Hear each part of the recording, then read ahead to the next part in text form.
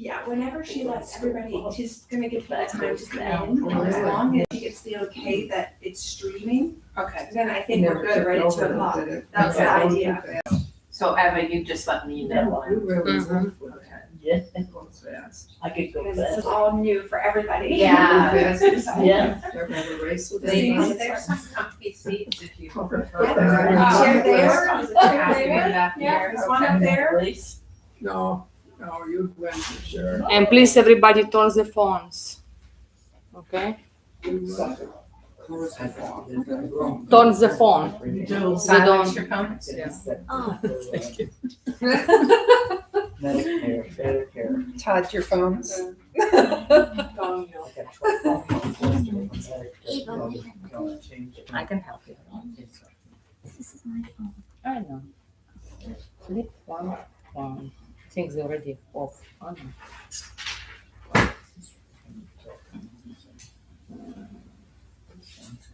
Okay, I just turn off. And when we finish, we push this button longer. Those for Diana Okay. and ask her if she wants to.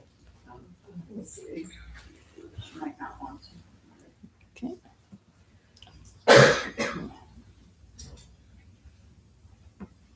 Go, Sean.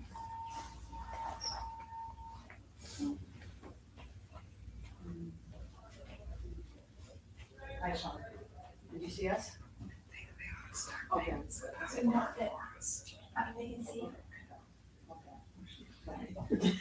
it's working? I don't think so. And not that you have anything to do with it, but when you watch it, Got it all set. it is beautiful. Isn't it lovely? It is. I love this property, I really do. That's so, Yeah. and the people, it's just, the residents are so lovely and engaged. Did you come from a different? I, yeah, I manage, a bunch of it, and I just love the vibe of this one. It's, yeah. So you're Somebody with like the, that. whatever company runs the gallery, is that? Yeah, and the reserves, and yeah, it's good to see everything, so it's so I'm here with these friends. Gotcha. Okay. Yeah, it's a treat visiting this community.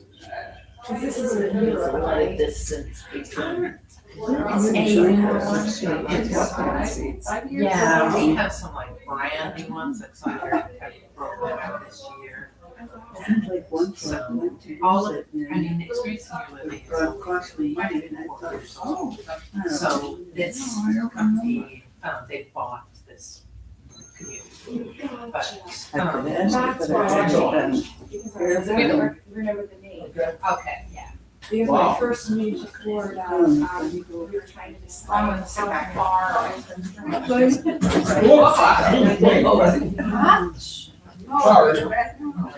I don't know where you're going. I have to Where do you want me to go? I was just trying to park and I can't hear her. keep as much space as I can, save as much space as I can. Where are you going? I thought This planet? that's a day for safety purpose. Can you?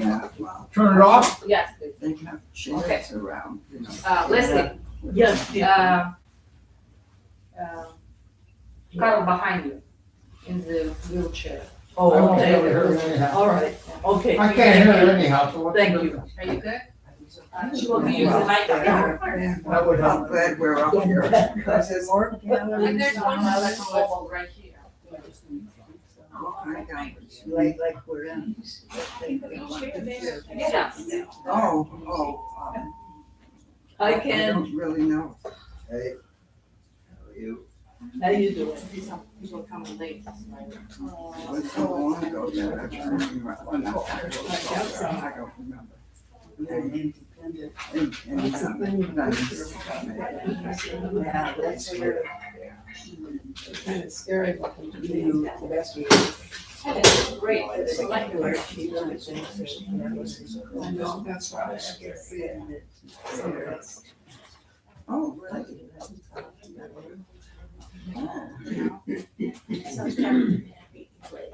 I know that one of them sounds so bad. Yeah. Break. We always do that. We always do Well, I that. imagine we're gonna be on the Supposed to. We got a lovely chair right here. That's not. Nope.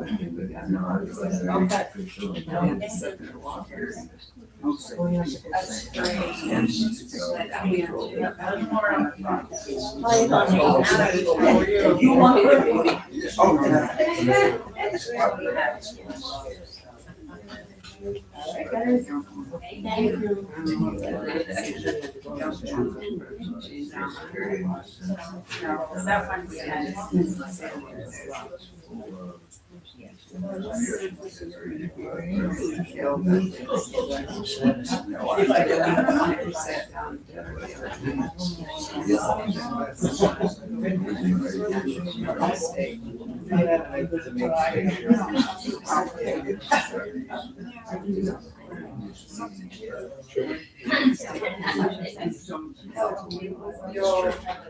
Right. And that's good. That's good. And So where is? is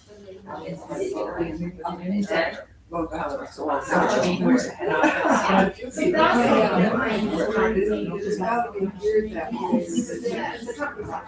Yes, and who knows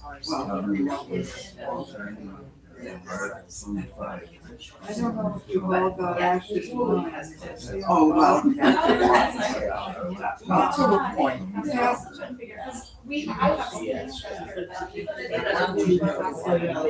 I just wonder.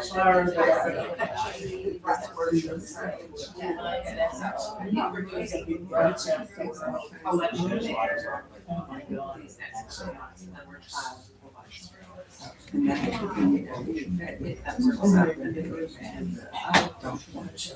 Absolutely. Yeah, very exciting. I wouldn't say it's all wrong. Yeah. There's two seats over here. You have two there. One right up I don't front. know if it's Somebody really would like to hard. sit up with you. Yeah, there's one in the front. So there's one in front. And then there's a seat here. We may need We need a few more. couple more chairs. Would you like to sit in the front? I can, but We can sit I'll here. sit anywhere, it doesn't matter. There's two chairs right there. Get more of the X-rays. Can you switch? Can you switch? She's welcome. She's coming back. She's coming back. She's right there. She just went to the bedroom.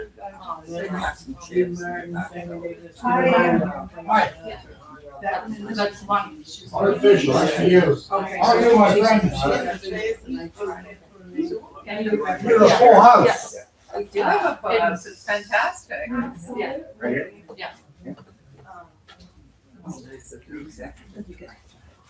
Okay, we may need some more chairs. Oh, no. Hi there. Oh, I saw it's big, so it's It's very, We need to make a run. yes.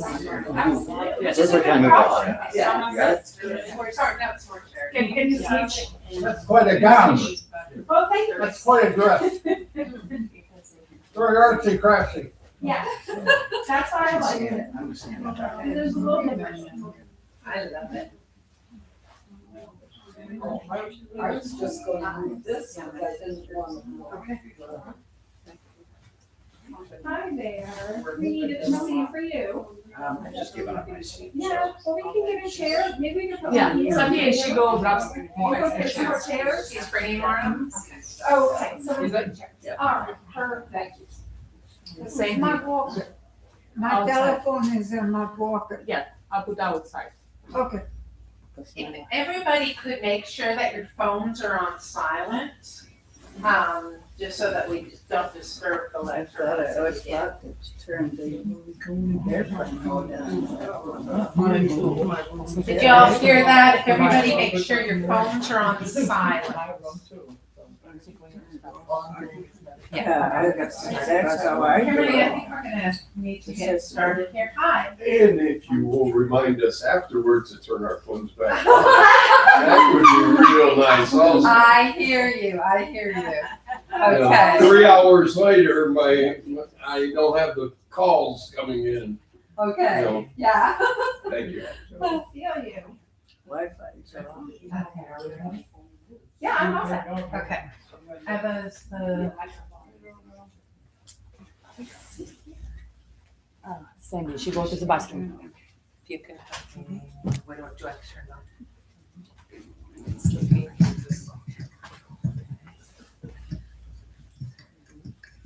Good afternoon, everybody. Welcome to Experience Senior Living's first live stream of our lecture series with Active Minds. I'm very excited that we have a full house today. We're literally standing room only at the moment. We're getting a few more chairs. So we are live streaming this to all of our Experience Senior Living communities today. So we're hosting this in the beautiful community of the gallery at Northport. And we're trialing this out to just see how it works. So we are very excited to have Kimberly Sheffield here, who is a lecturer with Active Minds. She has been lecturing with Active Minds for over 20 years. And so we are very privileged to have her today. So she's going to tell you a little bit more about Active Minds and a little more about herself. So if you could just give her a very warm welcome. Kimberly, thank you for being here. Thank you. I was just trying to figure out, I'll probably stand on this side because I have a little bit more space. Is that better? All right. But my name again is Kim, and I have been here in Florida for almost 11 years now. I used to be out in Denver and work with a company called Active Minds. And what we are doing today is exactly what Active Minds does. We present current topics, geopolitical, sometimes they're historic topics, but because it's an anniversary, we'll kind of delve into why things happen.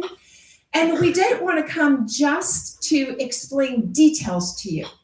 We want to make these things come alive and for you to understand how they affect what's going on in our world today. And then you take that and then you can go figure out how you want to think about it or what you want to study.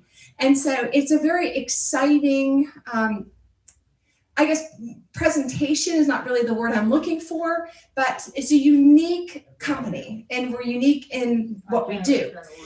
You can't understand a word I'm saying? Not a word. Okay. Can anyone else not hear My me? hearing aids are gone. Oh, I'm so sorry. I'm Okay. not leaving. Okay. I'm very sorry. Can the rest of you understand me okay? All right, perfect. And if at any time you need me to slow down or you need me to speak more clearly, I am more than happy to. Just wave at me and I will do the best that I can to accommodate all of Can't you. understand a word you say. Okay? All right, so enough about Active Minds and what we do. Let me tell you a little bit about how the program is going to go. I'm going to do a bit of an introduction on artificial intelligence for you. I'm going to stop in a little bit just to see if there are any questions, anything that you would like explained a little more, or if you have a comment. I don't mind your comments at all. It's a great way to segue into conversations later on because you asked a question or there's something you're curious about. And then toward the end, I'll spend a little more time answering questions for you.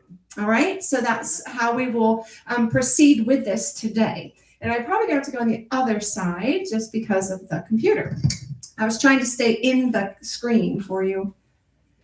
And let me stop for a second because I forgot to acknowledge all the people that are watching. So I currently can't see you, but I know you're there. And so we will do the best that we can to address anything concerns. They'll do that for you in your communities there. But it's great to have you here as well. Sorry about that for not addressing you. All right, so let's start by asking the question, what is artificial intelligence? Right? What are we talking about?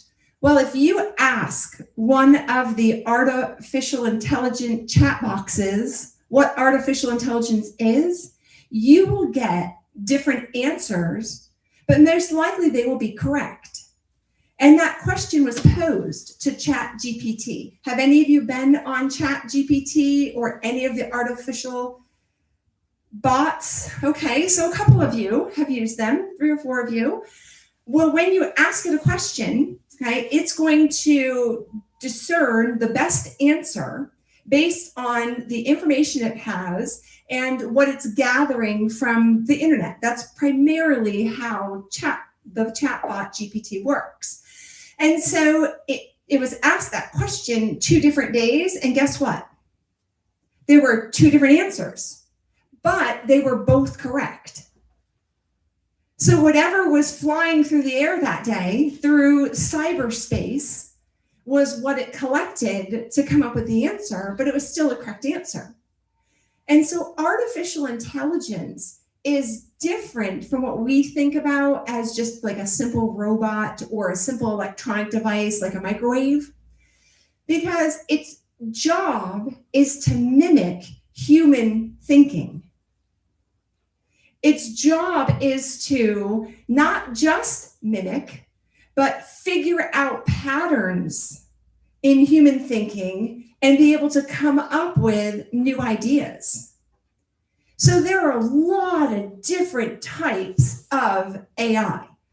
And rather than going through every one of them and putting you to sleep, I'm going to do my best to try to engage you in what's going on in your lives that is artificial intelligence, while trying to sneak in some schooling in there, all right, and explain to you what artificial intelligence is, okay?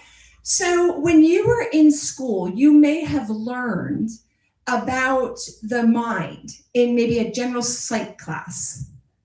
Any of you take Gen Psych, or you took something scientific and you learned about the neurons in the mind and all the synapses and all of that. Okay, so there is a biological part of human intelligence, right? We have a brain. And there is a process part of human intelligence. And those synapses and those neurons are that processing part. And then there's the, I guess, analysis and the putting it all together and using all those neurons to actually produce a product, to be able to accomplish something.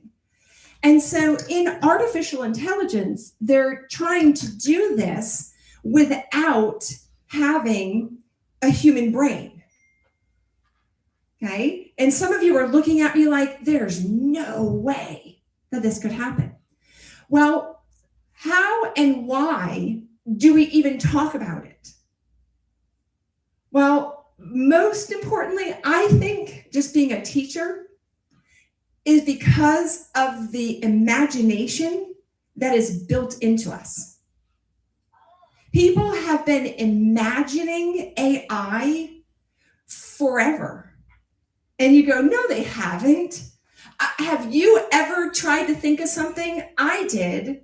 A smart bed, right? A bed that made itself, a bed that took its own sheets off, a bed that I never had to worry about in the morning.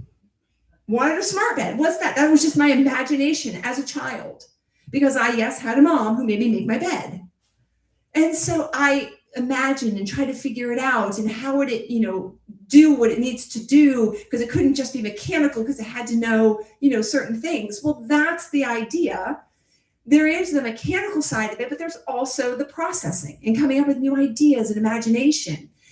When you think of Gulliver's Travels, okay, and some of you think of this imagination in this world. Well, in that, there's machinery.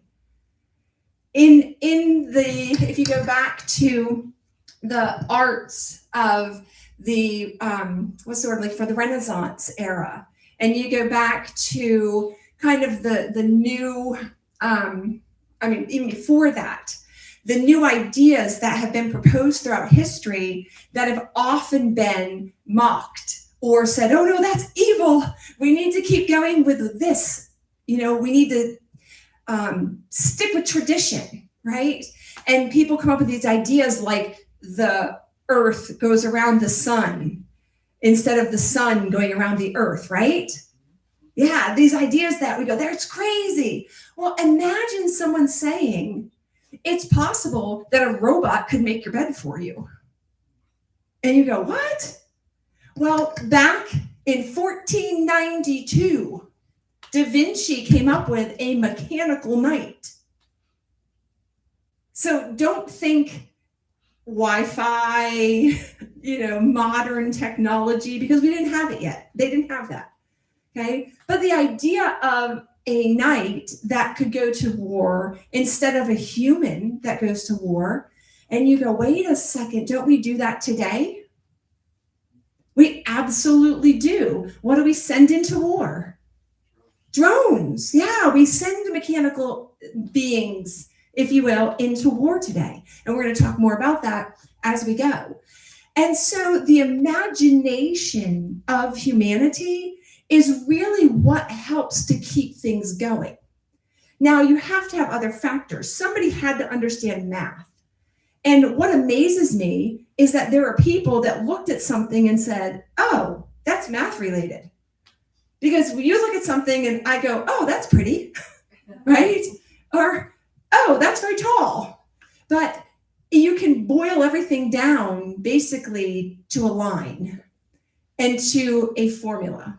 And you can use that math, whether it's in geometry or whether it's in algebra, you can use that math to do just about anything, to explain just about anything. It's fascinating how it works. So you take that idea, okay, that you came up with, and you start to think, well, how can we put this into a being?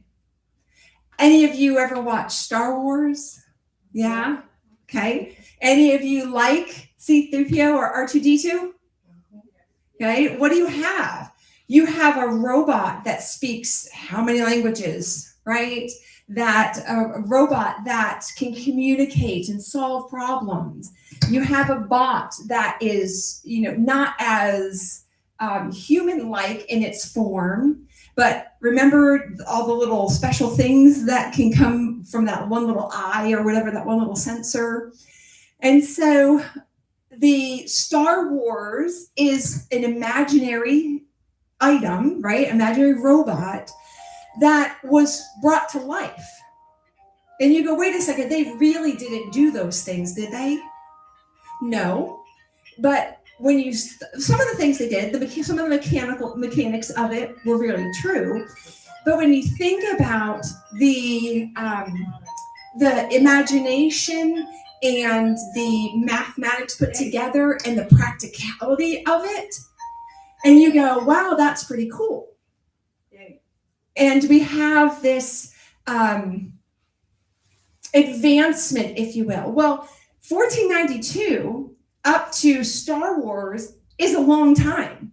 So we're going to talk about what happened in those, 500 years of somebody finally or actually discovering and coming up with an idea. But let me give you one more thing before we jump. I'm going to see if you have any quick questions, and then we'll jump into the history, okay? The 2001 Space Odyssey. Any of you see that movie? Yeah, okay. Do you remember HAL 9000? Was he a good guy or a bad guy? You guys said bad guy. But how did he start off? As a good guy. And he became bad because he was artificial intelligence. And what makes artificial intelligence different from the imaginary mechanics, right? The mechanical bots, the robots that were made, is with HAL 9000, you have really layers of thinking.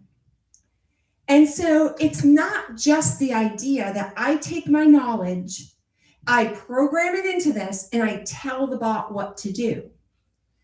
Now what's happening in AI, okay, it's still AI, right? But now what's happening is the idea of really figuring out how to make that robot actually think for itself, which is very different than me just programming it and telling it what to do.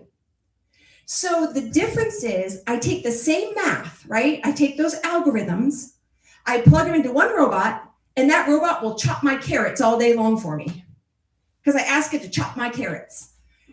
General Motors, right? You get a robot, they put it on the assembly line, and what does it do? It puts the cars together.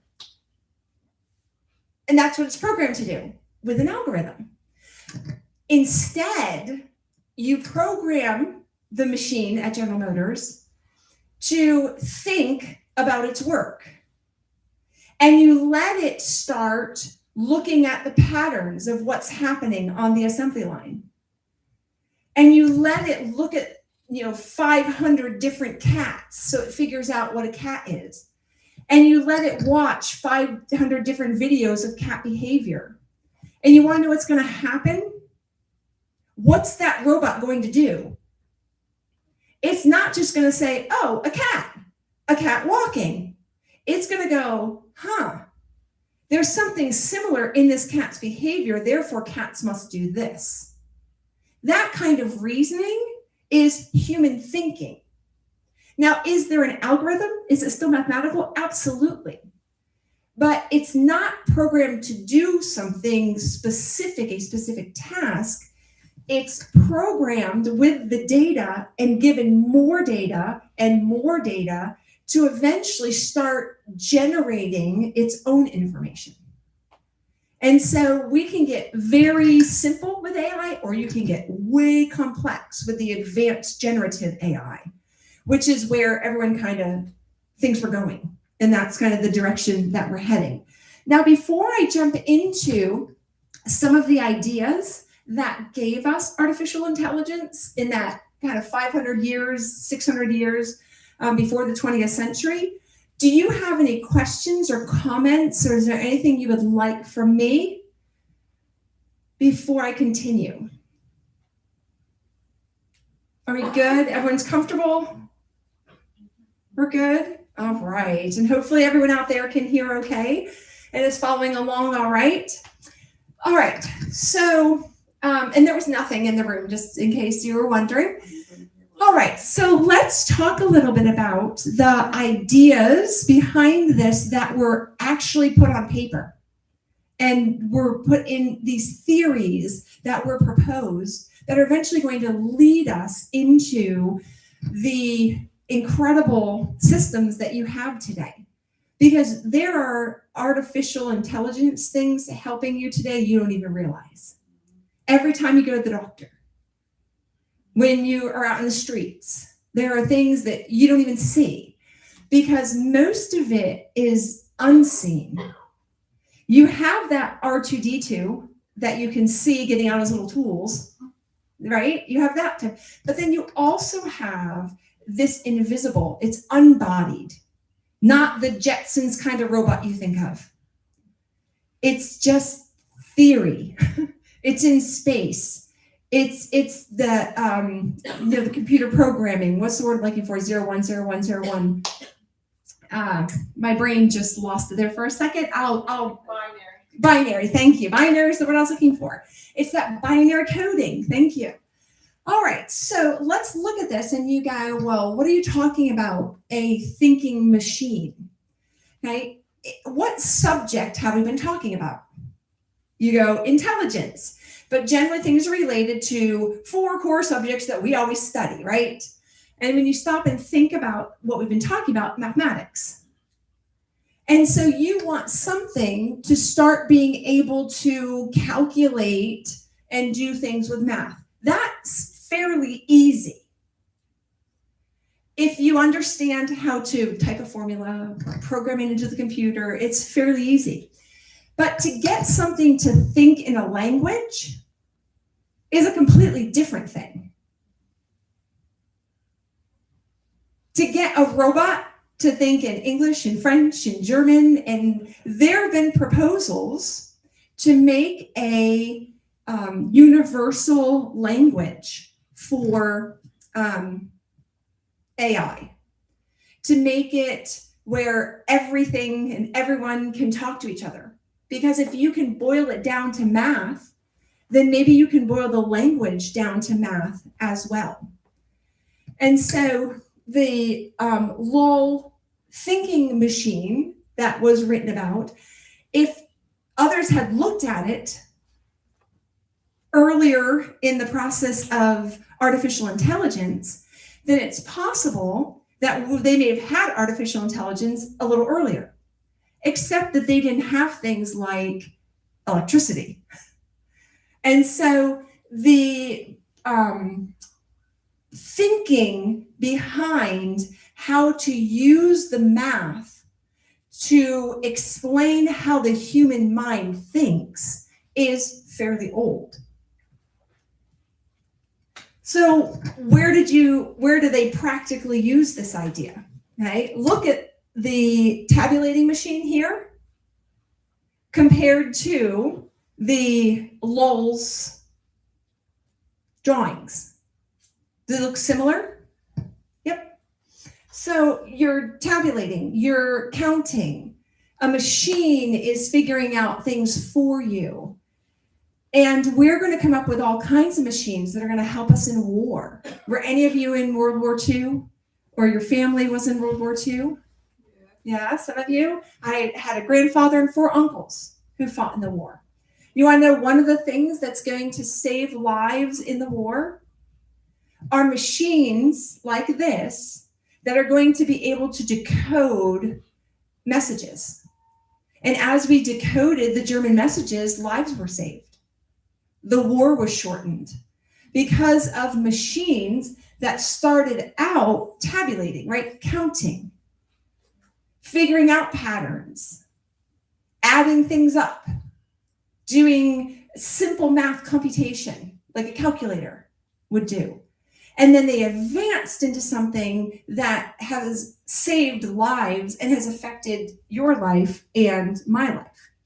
So the idea behind this, behind what we call artificial intelligence, where we are today and what we use, this man, he did not discover, if you will, artificial intelligence. Alan Turing is the one who's going to come up with the idea behind it. And there is a test called the Turing test. And the idea behind artificial intelligence and the Turing test is whether or not the person who is talking to the artificial intelligence can tell if it's a person or not. If you talk to it and you can't tell it's a person, then Turing's ideas are correct. And what was his idea?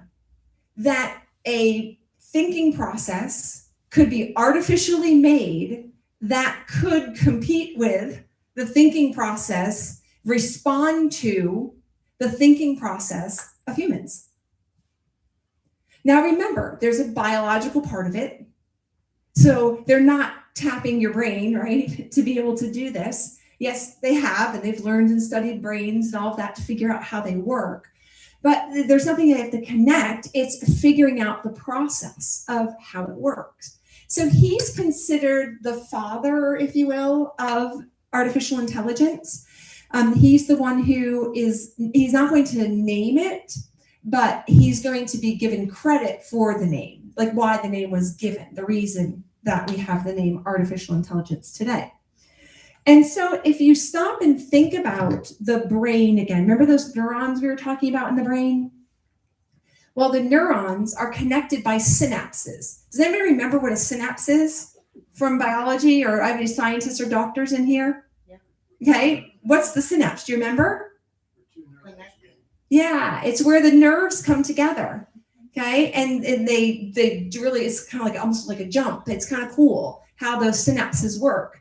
And so that connection of those nerves is what they're going to study biologically and in the process to figure out, how do we make this happen? How do you make a neuron transmit and make that leap to connect the nerves together so you can have thought? And so you end up with machinery that replicates a neuron. And you look at that and you go, how many of those do you need in order to be able to do artificial intelligence, right?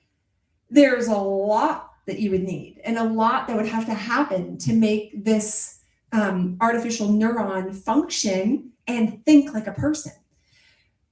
But it's beyond my intelligence, right? It's beyond most of us to really be able to stop and think and put all these pieces together. But the simple thought of me being able to converse with somebody and not being able to tell, well, have you ever picked up the phone and you thought you were talking to somebody, but then you found out that it was artificial intelligence? You really were not talking to somebody. They were not human. Happens on the phone. Right? You can get on the phone, and when you're on the computer, it happens even more. The little chat box that pops up, and you're asking questions at 1 o'clock in the morning, there's nobody there talking to you. It's the artificial intelligence from that company trying to answer your questions so that their people can sleep at night. Right? It's cool.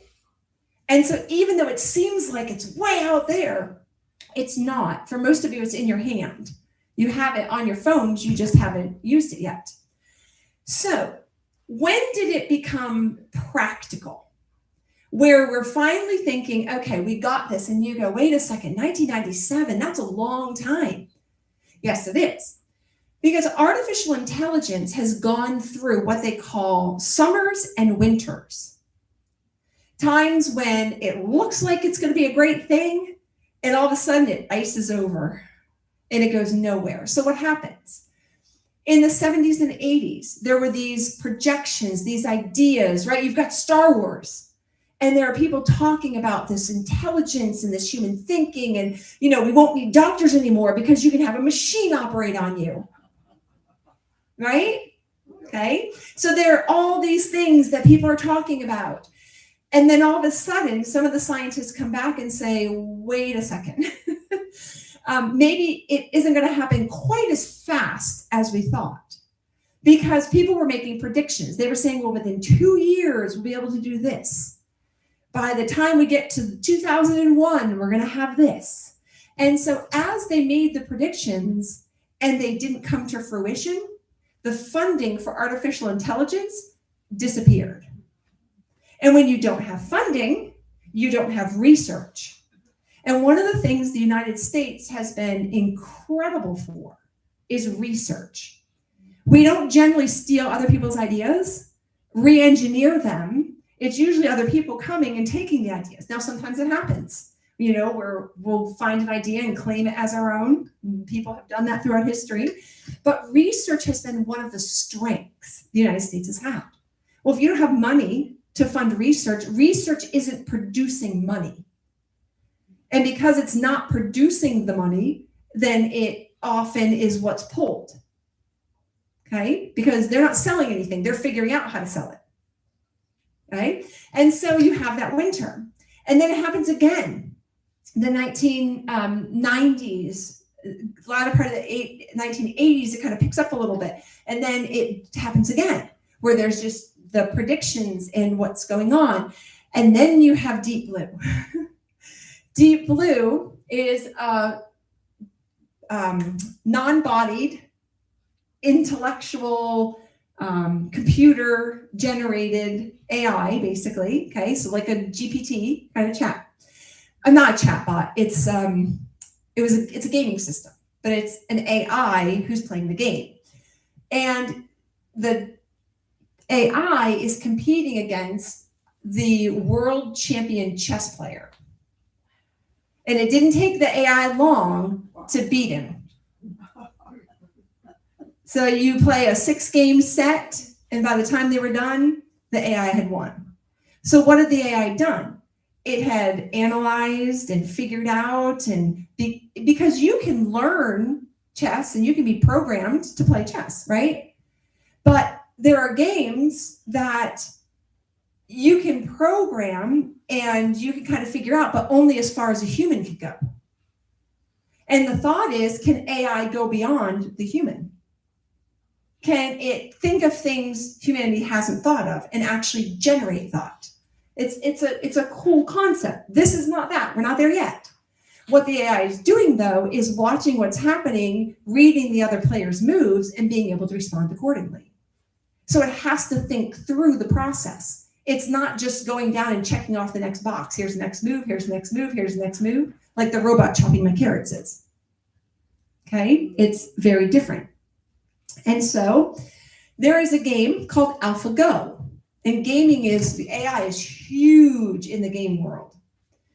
And gaming, you know what I'm talking about, right? Like a Nintendo system. Any of you ever play, what's the one that was it? We had the original Atari, the original Atari system when you were younger. Those systems, the gaming systems, you know what I'm talking about? Everyone good? Okay, I didn't want to assume. And so this is a game called AlphaGo. And it's more complicated than chess is. And I've never really was interested in it until I started studying AI. And there was a challenge match between deep-minded AI and the world champion. And it took, I don't know exactly how many years, but I want to say it wasn't until 2016 that it won. So 10, maybe 15 years of continuing to play and play and play and play until the AI figured out a move that the world champion had never figured out, had never thought of. That's amazing. And you go, well, that's beyond human intelligence. No, it's not. It's not beyond human intelligence. It's just this particular person hadn't thought of that move yet, and he happened to be the best at it. Right? Okay. And so it's cool how simple it can be, but then how deep it can get. So have you ever played a game on your phone? Who are you playing the game against? A computer, right? You're playing it against another intelligence. So if you play, they're watching your moves. Okay, it's not a person, it's a machine. It's a non-bodied entity that is watching and playing against you. So the next time you pick up your phone, you start playing a game, you're like, oh, I get artificial intelligence. I see it and I understand why we have it. All right, not sure if you would get in one of these cars, but AI has become so advanced that the first trip that was taken across country in an automated car, 98% of it was done completely automated without human assistance. And the driving results were better than if a human had driven. They're typically don't get in as many accidents. They're safer. It's interesting that because they're not looking at their phones. They're not texting. They're just driving. And who's the they? The artificial intelligence that's programmed into this car for it to be able to read what's going on, the lights, the people, the roads, the turns. And so if you want to catch a Waymo, there are 4 cities today that have it. Los Angeles and San Francisco are 2 out in California, that you can jump into a car that has no driver. An automated taxi will take you. Waymo is still kind of in the lead with coming out with the cars that are automated. Tesla is working on them, has been for a long time, but it's not quite there yet, where Waymo is the car to take. So I thought it might be kind of fun sometime just to try one and just to see if I could relax in it or if I would just be worried the entire time that, and wanting to jump into the front seat. And I'm sure it has a sign that says, do not touch or don't jump in the driver's seat, please. So anyway, all right. So the first industrial robot, and I was talking about GM and the ability for a robot to be able to put a piece of a car together. And that's what we think of when we think of early robots, right? They're designed to make assembly lines a little bit easier. When I was in graduate school, I worked on an assembly line. That's how, because I wanted to graduate without debt. So I worked overnights at Dow Chemical. And I could have tutored, but it was just like, I'd rather not use my brain. And so I sat there all night long screwing on the caps to make sure the caps were tight on the Dow Chemical products that you have in your home. I did that all year long. And then eventually, I got moved a little bit. I got to flip boxes instead to save my fingers, and I didn't mind it at all because it was completely mindless. And so that's what we think of, right? You think of somebody who could do that so I didn't have to stand there and check every one of those bottles to make sure it didn't leak. And you go, that's great, except if an AI robot could have done that, then I wouldn't have had a job. And we're going to talk about that. We're going to talk about some of the concerns that have arisen because of AI as well. All right. Here is Sophia. Crazy, huh? It is artificial intelligence, bodied. If you've ever been to the Johnson Space Center in Texas and you've seen what the NASA astronauts have made, or the NASA technicians and engineers have made, they have these robots, this human robot that they want to send out into space instead of sending humans, that can do almost everything a human can do. You want to know what the one problem that they mentioned when I was out there? They said there's one major problem. It was a couple of years ago. Anyone want to guess the problem that the robot had? If it fell down, it couldn't get up. That's a pretty big problem, right? It looked like a human. It sat in the space vehicle. You think of the little rovers that go around. It had a truck. It could sit there. It could do everything. It could think through everything. But it had no way to get itself up out of the ground. And so it was like, what do you do? How do you fix this? Well, that's what they're working on right now. They're trying to figure it out. And they've made them where they're very human-like. And they think, well, maybe they could be companions. You realize there's an app online that you can feed all of your text messages in from friends, and the AI system will figure out how to talk to you like your friends, so you're never alone. So if you can't get one of your friends on the phone, you just talk to your phone and it talks back to you. It texts you back just like your friend was texting you. Yeah, it's crazy. And some people, I heard scary. And some people, yes, they say it's scary, but we'll talk about it. But when people have been presented with Sophia or a robot like Sophia, their response has been revulsion, not comfort. Isn't that interesting? And so even though you can make the robot, a robot is transactional, right? And we are empathetic. They can learn to be empathetic, but are they really? Right? And so there's something about the connection between humans that they've been unable to reproduce. Now, on the phone, when you can't see them, the connection's stronger, or on a text message. It's the same level of connection you have with somebody you're just texting. But when they're face-to-face, not so much. You like them, and you like having them around, and if they could come make my bed and do my dishes, I'd be very happy. Or if they were affordable. I probably could get one to do that, but I could never afford it.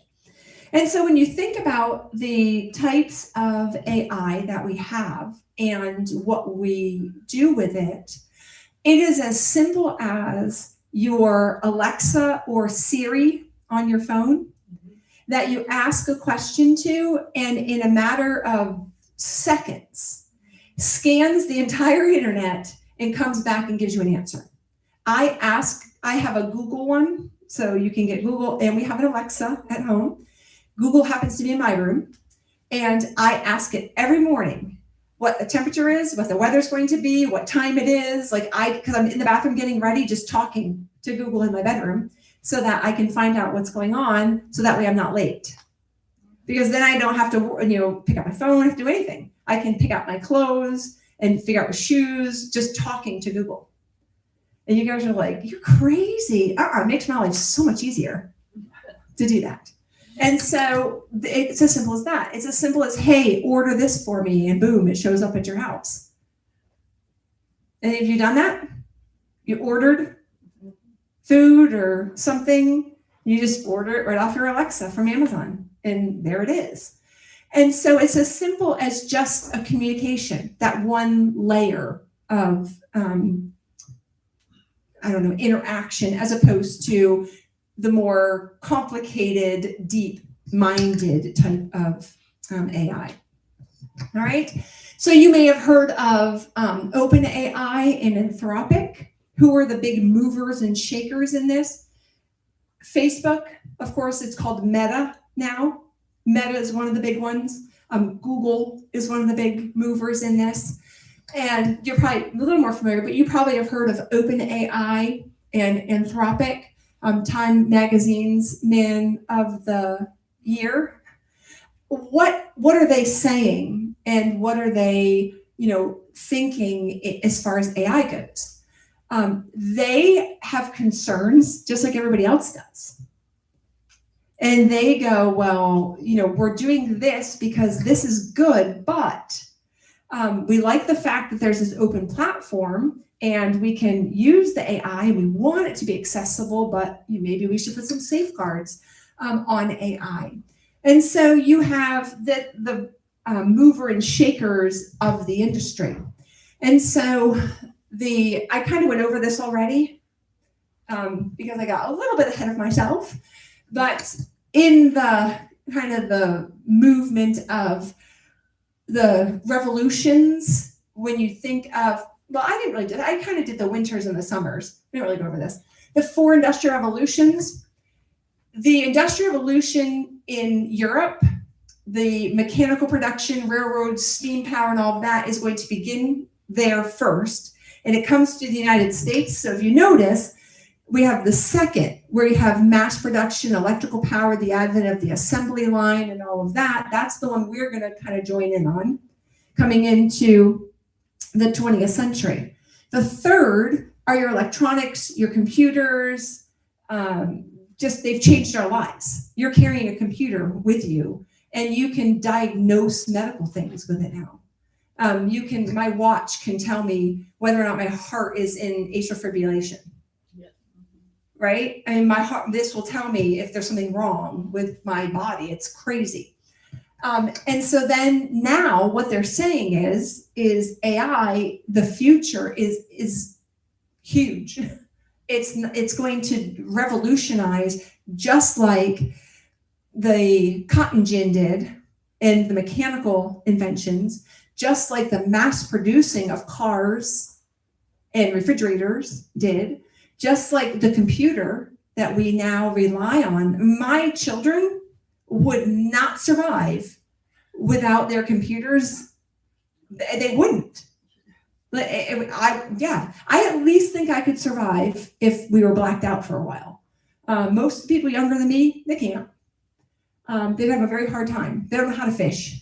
They only know how to fish in the game that they play. Fish. And then they're saying that there's so much more to come, that it's going to be this 4th revolution. And that's what's happening right now. So what is it going to change? And then we'll talk about some of the issues. We'll go through the positive things. All right, so what is it going to change? Well, think about the economy. Think about what an AI can tell you, even predicting what is going to happen. Right? I mean, Matt, it's crazy.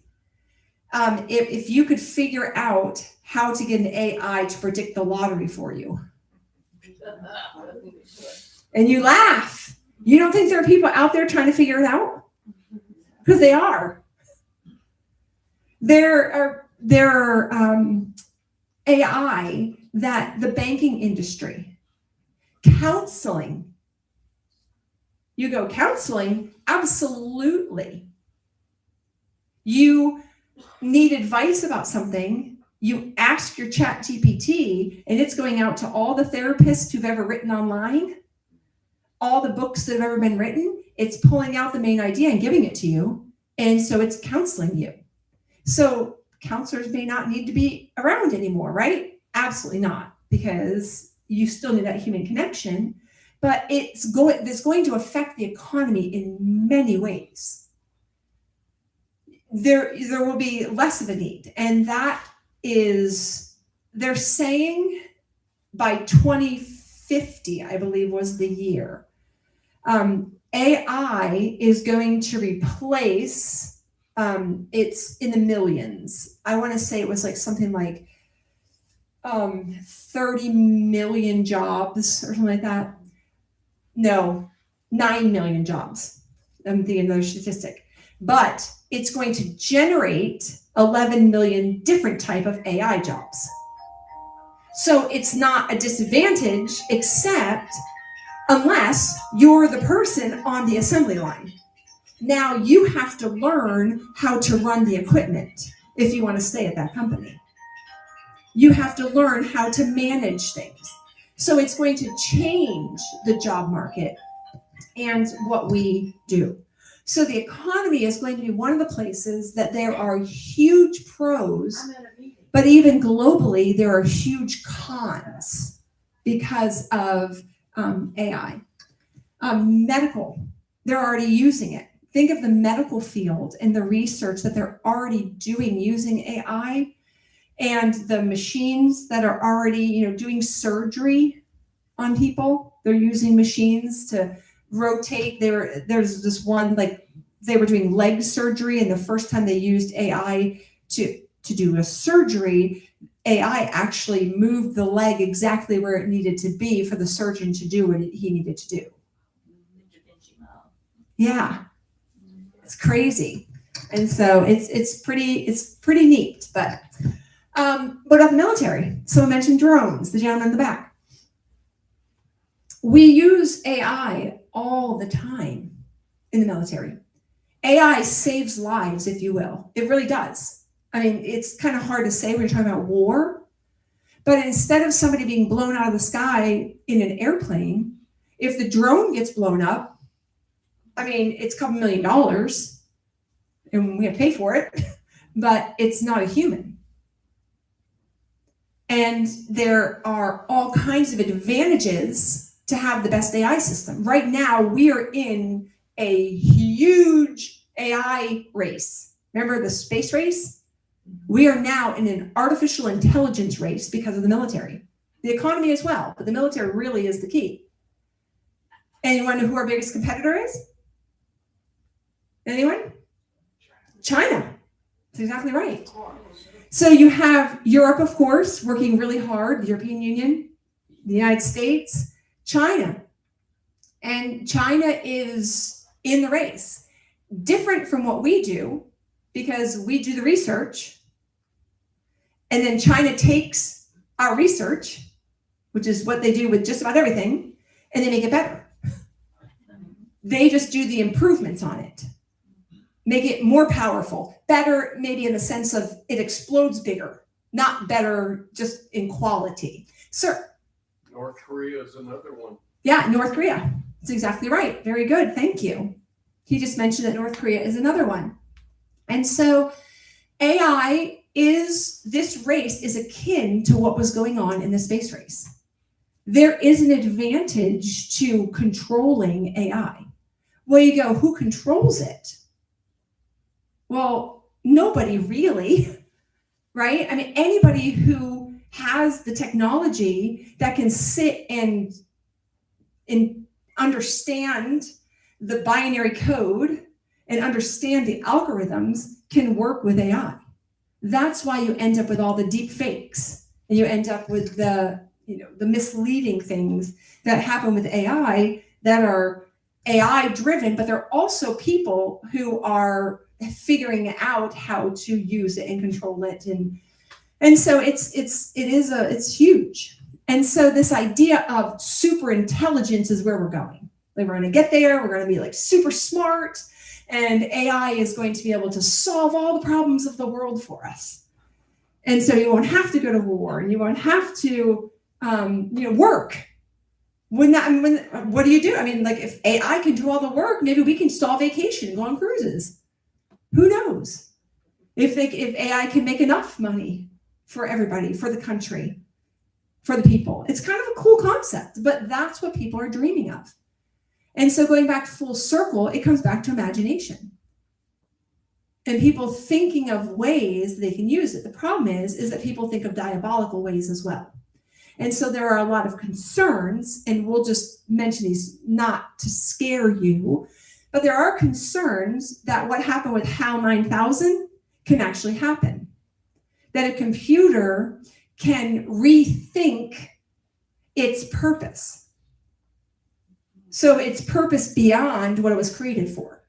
So it may have been created to protect me from enemies, but then it feels like I'm an enemy and it ends up killing me. And you go, well, can that happen? It can. In the sense, in a more minor sense, they're just not sure yet if it really can happen. Let me give you the example.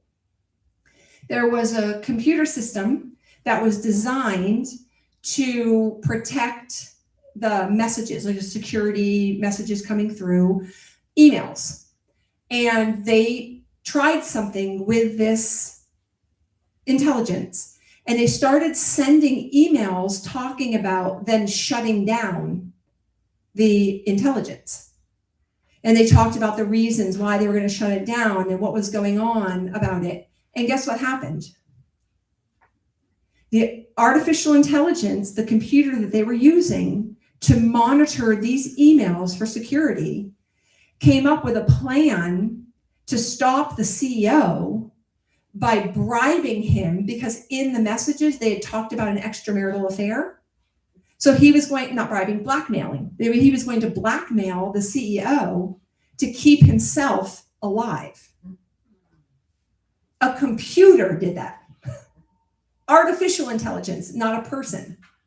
Okay? So that's what a lot of the fear is. But there are people who work with artificial intelligence, the big, companies, the big minds behind it, who say we're not even close to that. But it is moving fast. And another major concern that I'll just throw out there that is something that really does affect people is the amount of energy AI takes. When you talk about a carbon footprint, AI is, I just use a Google search, okay? It uses electricity, right? It uses energy. If you do an AI instead, it's exponentially, like 100 times, 120 times more energy because of where it's getting that information from. It's not going to a source to pull the information for you. When I ask it to look up a Toyota Highlander, it just goes to Toyota, pulls it out, boop, there it is. It's searching everywhere to find that information. And so energy, we already fight about energy, right? Energy independence. And how do you produce enough energy for AI if AI becomes as big as they say it's going to be? All right, I want to make sure we have a few minutes for questions. So if anybody has anything or any comments, feel free. I'll repeat the questions for the people in the audience. Yes, sir. It would seem to me that a person that understands AI the way you do, there would be no limit to what they could do. So he said it seems like if people understand AI and they really get what's happening, then there's no limit. Well, that's one of the fears. But the problem is it's an unknown. So people are afraid that there may be no limits, but we don't know if there will eventually come a limit. Because you could say there's really no limit to human intelligence. Look at the things that humans have done and made and recreated and thought and saved and right. And so is it possible that, that thinking can be the same in AI? Well, that's one of the questions. So thank you for the comment. Yes, sir. Can you talk about smartphones, smart TVs, and things like that, and some of the disadvantages that there are? So a smart TV and a smartphone is programmed to do specific tasks. Okay. It's the artificial intelligence that's on your phone that's different. You know what I'm saying? So when you talk about advantages and disadvantages, well, when you have that on your phone, they're listening, right? So the AI, all of a sudden you're reading the news online and you notice this ad pop up and you're like, I just bought those shoes from Amazon. Why is that ad on my news feed? Because AI is the company's collecting all that data through AI and they're selling it to other companies. So within 10 seconds, those companies have your information and now they're feeding ads to you. Even the Google in my house, the Alexa in my house, they're all listening because they're gathering data.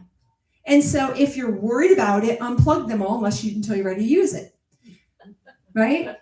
And I mean, there are some things I don't put on my phone. There are some things I do put on my phone because I understand that. The advantages, though, in my opinion right now, it outweighs the disadvantages. So I tend to use it. I'm in education, so I'm not a big one in kids doing their homework with it, because then they never learn to develop the critical thinking skills that they need if all their homework's being done and all their work, everything, because you have to exercise your brain. But in my job, there are times when I need to write something fast. I will put the key things in, tell them who the audience is going to be, or if it's my boss or what it is, just because I need a statement, I'll do it. I'll write a statement and then ask AI to make it better. And I do it on my phone. And so but now it has all that data about me. It knows everything about me. Just like the cameras on the streets that now can recognize your face and they know all about you because they're AI type devices. Any other questions or comments? How will they ever handle common sense? So she asked the question, how will they ever handle common sense? Okay, so that's the advantage humans have, right? Because we have common sense. But why couldn't AI figure out how to have the same common sense that we have if it studied enough examples of common sense? So that's what they do. They give it patterns, or they tell it to watch the patterns in what people are saying. And when they're saying things that are what we call common sense, then it learns how to respond the same way and how to make decisions based on the principles of common sense. Yes, ma'am. Oh, yes, sir. It doesn't matter. You can go right here, and then we'll go back to her. Yeah, I notice people are using AI to generate a lot of misinformation and garbage on the internet. Mm-hmm. And I'm wondering if anybody's thinking about regulatory laws or something that cover that. Well, okay, so he asked about all the misinformation and the deep fakes that you're seeing on the internet, and if there's any talk of regulation and trying to stop it. Absolutely. But it's tricky because you see these reels and it's a cat that's freaking out and it's just AI generated. It's fake, but is it harming anybody? Right? And so it's even hard to say, well, it can't be misinformation. It has to be real. Well, we have some laws for that, right? I can't do it and have it be fraudulent. You know what I'm saying? And harm somebody. I can't do it so that if you're harmed, then yes, it's a problem. But that's with freedom of speech, it's kind of tricky. So yes, they're talking about regulation. They work very hard at regulating. One of the big problems that they're having is with child trafficking and the use of AI in it. Well, how do you stop it? It's horrid with what they're doing and how they're using it. And so, yes, a lot of discussion. It's just happened so fast.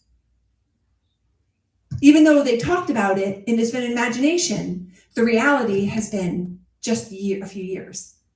Yes, ma'am. Well, the point I was going to make probably has gotten lost now because I was on the common sense. Mhm. I always read and was told that common sense is the lowest form of sensing, of thinking. That, and I hear common sense being elevated to above, like being a critical thinker or scientific or mathematical.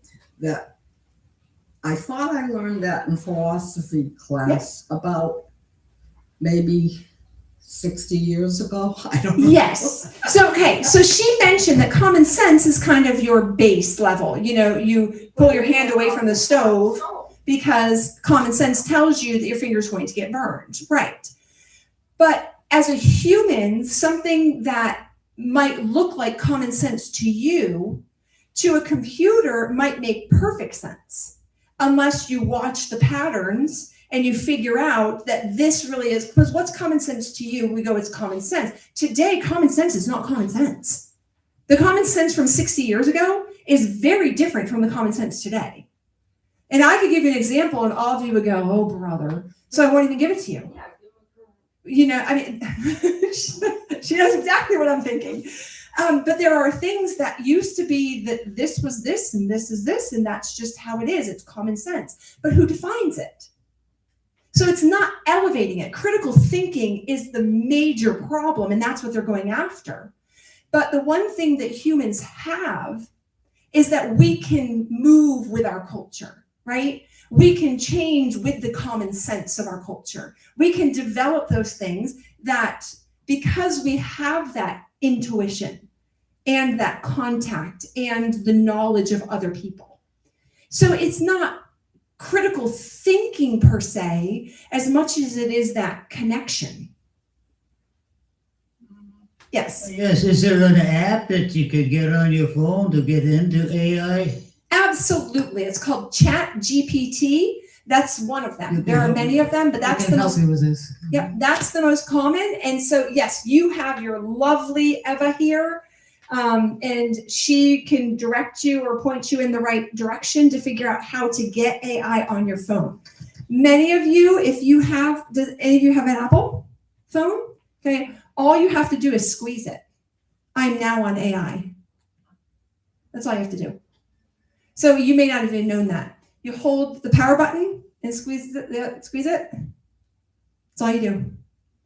So if you talk right now, AI is listening. Wait, I didn't follow that. Yeah, if you have an Apple, pull your Apple out, hold your power button. Notice how the screen, 16 or above. yeah, notice how the screen pops up. But they have them on others. You can there, it's there, but that's just one example. Yes. Anything else before I go? I just want to, I think we'll take one more question after this, but I wanted to say thank you. And if you could leave us with, I think there a lot of people are going to be very interested in AI. So if there were some movies they could watch or any kind of tools you might recommend, we as Eva and the Experience Department will be following up with things like workshops so that you can access AI, certainly some movies, things like that. So we'll be discussing that after, but I think this has been just fascinating. So thank you ever so much. You're very welcome. Yeah. Thank you. All right, that last question that you're itching to get out. I think there was somebody here that. Okay.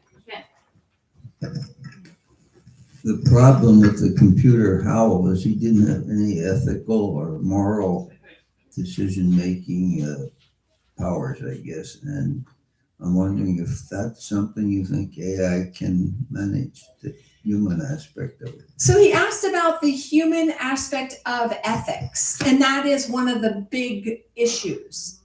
Because if you send out a drone, if a pilot is flying and a pilot notices that there's a child sitting on the ground near whatever's going to be blown up, the pilot won't blow it up. because of the ethics of it. But if a drone goes and you just send a drone, is there the possibility that the drone can override what it's being told to do and stop that bombing, which they can, but could it override the command to stop and blow it up anyway, even though the child is there? And that's ethics. And so that's part of the debate.